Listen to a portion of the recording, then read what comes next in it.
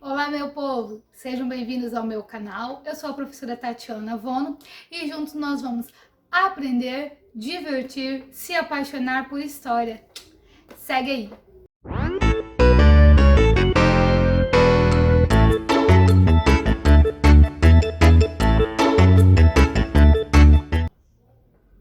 Então, no vídeo de hoje eu vou dar 5 dicas para vocês responderem as questões de história.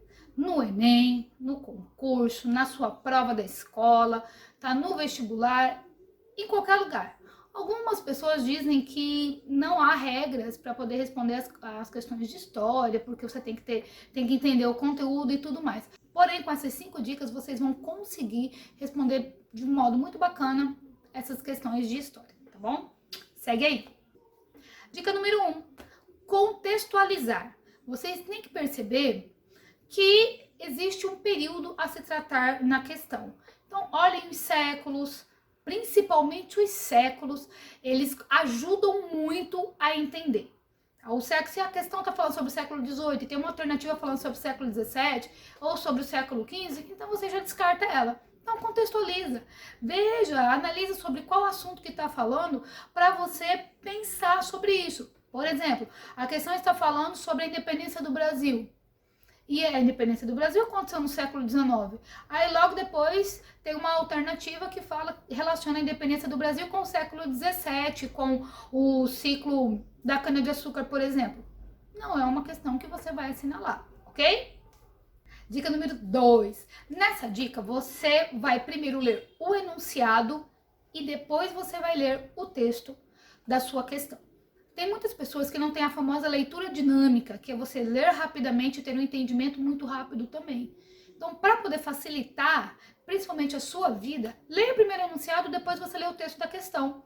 Tá? Por quê? Porque ao ler primeiro o enunciado, você já vai sabendo o que você precisa procurar no texto da questão em si. Ok?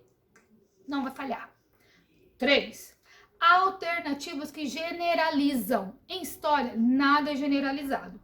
Você não pode falar, por exemplo, que todos os alemães apoiavam o governo nazista.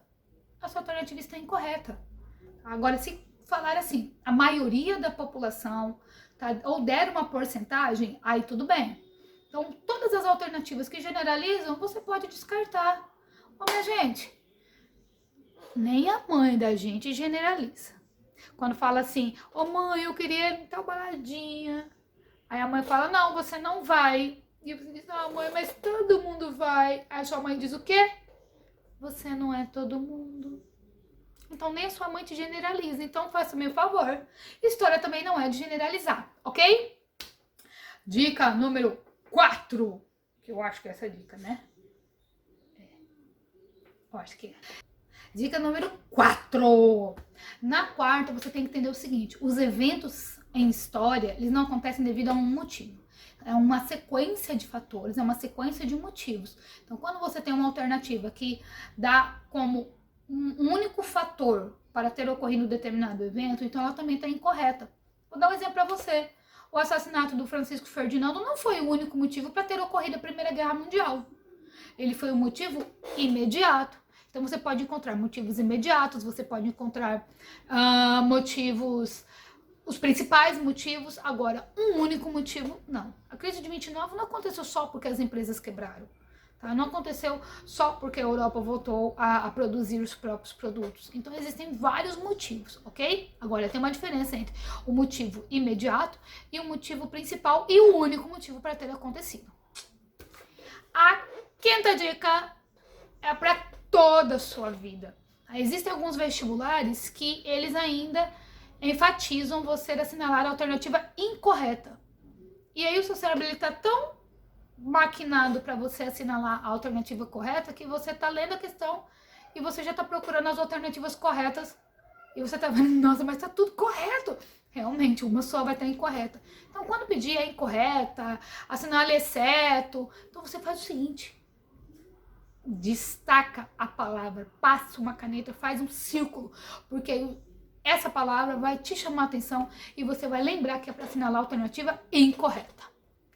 Então, meu povo, gostaram da dica? Espero que sim. Através dessas 5 dicas, vocês vão arrasar em história na sua prova, no seu Enem e no seu vestibular. Ah, não esqueça, não basta somente as 5 dicas, vocês também têm que ler.